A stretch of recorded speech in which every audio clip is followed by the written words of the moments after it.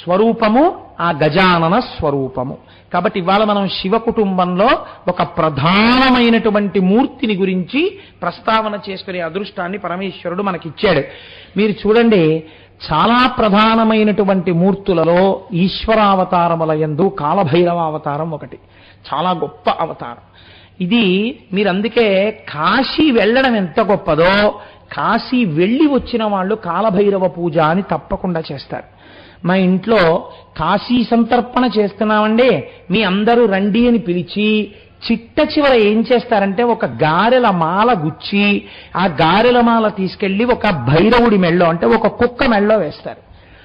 వేసి కుక్కని పూజిస్తారు ఆ రోజున. కాబట్టి ఈ కాలభైరవ స్వరూపం అన్నదేది, ఎందుకు వచ్చింది, ఏ పరిస్థితులలో వచ్చింది, ఎటువంటి స్థితిలో వచ్చింది, దాని గురించి వింటే ఎంత అభ్యున్నతి కలుగుతుంది, ఎంత గొప్పతనం కలుగుతుంది, మీరు ఒక్కసారి అవధరిద్దురు గాని.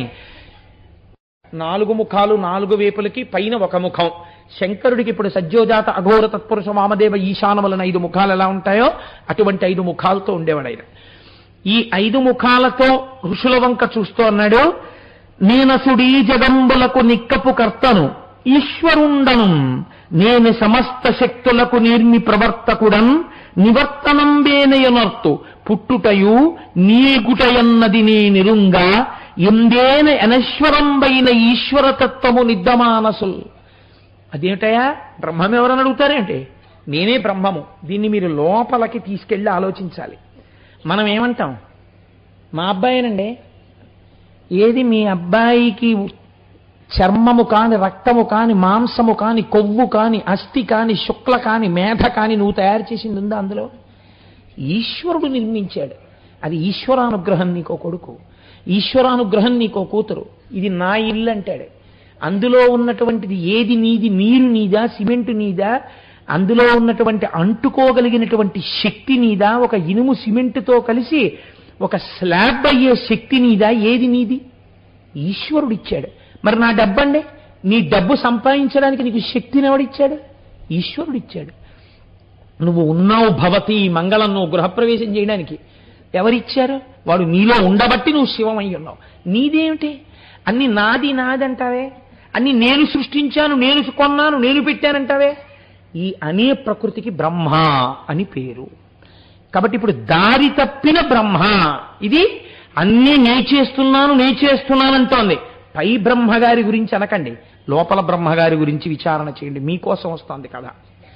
ఇప్పుడు ఏమైంది, వాళ్ళ ముగ్గురిని పెట్టి మీకు కథ నేర్పుతున్నారు.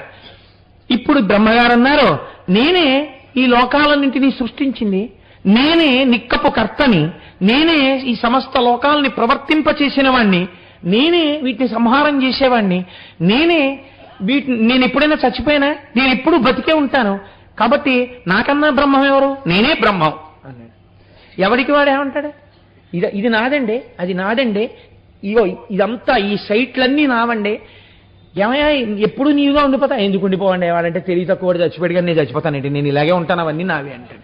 ఎవడైనా నేను చచ్చిపోతానండి, అదేంటి ఇవన్నీ నాకు ఉంటాయంటే, నేను వెళ్ళిపోతాను, నేను అశాశ్వతం అండి, ఈ శరీరం ఉంటుందా అంటాడేంటి? అలా అంటే వాడు ఇవన్నీ నావన్నీ అండో మహాజ్ఞానం అయిపోతారు అసలు. కాబట్టి ఇప్పుడు ఇవన్నీ నావే, నాకు చావు ఎక్కడుంది అన్నాడు ఆయన.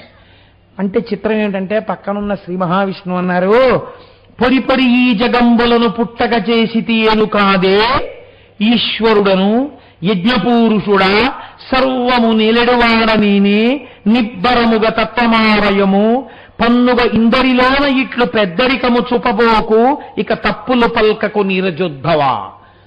స్థితికారుడని ఉన్నది ఉన్నట్టు నిలబెట్టడం అదొక లక్షణం. ఇప్పుడు ఆయన అన్నారు, అదేమిట్రోయ్ నా అంత వాణ్ణి నేనంటున్నావు, అసలు నువ్వు పుట్టింది నా నాభికమలంలోంచి కదా, నేనంటూ ఉంటే కదా నువ్వంటూ ఓడు పుట్టుకొచ్చావు. కాబట్టి అసలు నీ అస్తిత్వం నా వల్ల ఉంది.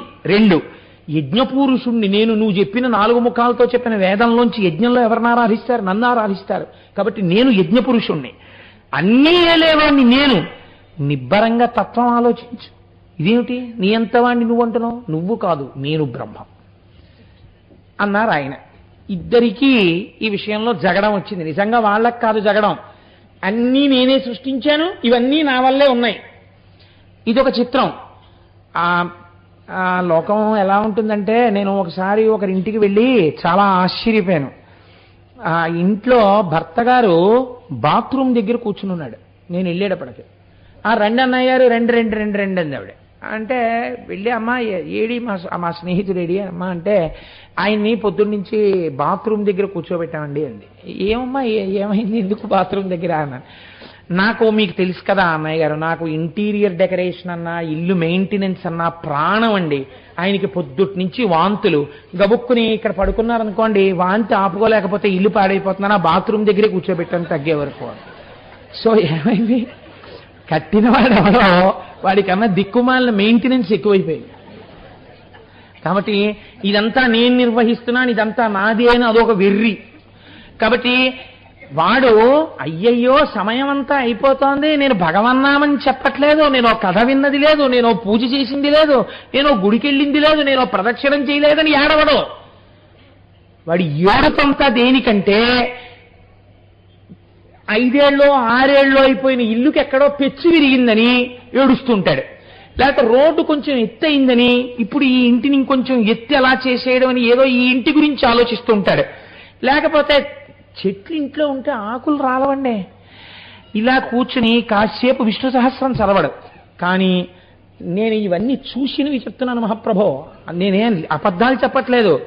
ఓ ఇనప ఓచ్ ఒకటి చేయించుకుని దానికి ఇలా ఓ పైన పట్టుకోవడానికి ఒక హ్యాండిల్ లాంటివి చేయించుకుని ఒక ఆయన అదే పనిగా కుక్క తిరిగినట్టు తిరుగుతుండేవాడు ఇంటి చుట్టూ. ఎందుకండి అంటే అలా ఇంటి చుట్టూ తిరిగి రావడం. మళ్ళీ ఆయనకు అనుమానం, మందార చెట్టు దగ్గర ఆకులు రాలేయేమో అని. మళ్ళీ వెళ్ళి ఆకు రాలిందనుకోండి వెంటనే దాన్ని పొడవడం. అంటే వీడు వంగి తీలేడు, ఒళ్ళు ఓపిక అయిపోయింది, అందులో దాన్ని పొడుస్తాడు. పొడిస్తే అది దానికి గుచ్చుకుంటుంది, దాన్ని అలా ఎత్తి మళ్ళీ నడుస్తుంటాడు. మళ్ళీ ఇలా దాన్ని పైకెత్తి ఆకులు వెనక్కి లాగుతాడు, మళ్ళీ వెళ్తుంటాడు. ఇలా ఎప్పటి వరకు తిరుగుతాడు? సాయంకాలం వరకు తిరుగుతాడు. లోకం ఎంత చిత్రంగా ఉంటుందో తెలుసా అండి. మనకు పురాణంలో కథ చెప్తే మనం ముక్కును వేలేసుకుంటాం. నేను ఒక చోట ఉండేవాడిని. నేనున్న చోటుకి ఎదురున ఓ ఇల్లు ఉండేది. ఆ ఇంట్లో పెద్ద చెట్టు ఉండేది. ఆ చెట్టు నీడనిచ్చేది. ఆ నీడ కింద ఒకసారి ఒక ఆయన కారు పెట్టారు. మా దొరగారికి తెలిసి ఈ విషయం. కారు పెడితే ఆయన అన్నాడు, ఇది మా ఇంట్లో చెట్టు నీడ, మీ కారు పెట్టడానికి వీల్లేదు, మీకోసం వచ్చిన వాళ్ళ కారు తీసేయమని. అయ్య బాబాయ్ నేను తెల్లబోయాను. వాళ్ళ ఇంట్లో చెట్టు నీడలో ఎవరి కోసం వచ్చిన కారు పెట్టకూడదన్నాడు ఆయన. అంటే పోయి ఏమన్నా జగడ ఉందా అంటే ఏం లేదు. అంటే నాది నాది నాది అన్న భావన అలా ఉంటుంది. ఎండలో నించున్న ఆ చెట్టుకు లేదు ఈ భావన, ఈ నీడ నాదని. అది ఎవరైనా నించుంటారని ఇచ్చింది. ఆ నీడ మీద యాజమాన్యం వహిస్తాడు ఒక్కొక్కడు. ఎంత విచిత్రంగా ఉంటుందో చూడండి లోకం. అందుకొచ్చేయండి పురాణాలు. అక్కడ జరిగిందనకండి, వాళ్ళని చూసినా కూడా ఎందుకు, వాళ్ళందరూ పరబ్రహ్మాలు, వాళ్ళకి కాదు అజ్ఞానం, ఇక్కడుంది అజ్ఞానం. కాబట్టి ఇప్పుడు ఆయన చూసి నేనురా బ్రహ్మాన్ని, నువ్వు బ్రహ్మ అంటా ఏమిట్రా, పెద్దల ముందులా మాట్లాడకూడదు అన్నారు. అంటే సృష్టికి స్థితికి వచ్చింది దెబ్బలాట. వీళ్ళిద్దరూ ఇలా దెబ్బలాడుకుంటుంటే మధ్యలో ఎవరో చెప్పేవాళ్ళు ఉండాలి కదండి. ఇప్పుడు మీ ఇద్దరు చేస్తున్నది అమాయకత్వం రా, వేరొకడు ఉన్నాడు రా, అసలు రక్షించేవాడన్నవాడు ఉండాలి. రూపాయి కనపడేటప్పటికి పరిస్థితి మారిపోతుందండి. రామకృష్ణ పరమహంస ఎంత అందమైన మాట చెప్పేవారంటే, రాజావారి పట్టపుటేనుగు వెళ్ళిపోతోందిట. వెళ్ళిపోతుంటే ఒక కప్ప, ఓ దిక్కుమాల కప్ప ఆ కిందున్న కన్నంలోంచి బయటికి వచ్చి వచ్చేస్తున్న ఏనుగు అడ్డంగా నిలబడి ఇలా కాలెత్తి, ఇంతోటి కప్ప కాలు ఎంత ఉంటుందండి, ఇంత ఉంటుంది, కాలెత్తి ఏనుక్కి చూపించి ఇటు వస్తామే పో పక్కకి అందుకే. అంటే వాళ్ళు తెల్లబోయినాడు, ఈ కప్ప ఏమిటి, ఏనుగు వంక చూడడం ఏమిటి, ఏనుగుని దెబ్బలాడడం ఏమిటంటే పరమహంసని అడిగారు. కప్ప ఏనుగుని దెబ్బలాడుతోంది ఏమిటండి నేను అంటే, ఆయన అన్నారు, చిల్లు జేబున్నవాడు ఒకడు ఇలా వెళ్ళిపోతున్నప్పుడు పావలా కాసు జారి దాని గూట్లో పడింది. ఆ పావలా దొరికినప్పటి నుంచి కప్పకింత అహంకారం వచ్చింది, అది ఏనుగు మీద కాలిస్తుంది.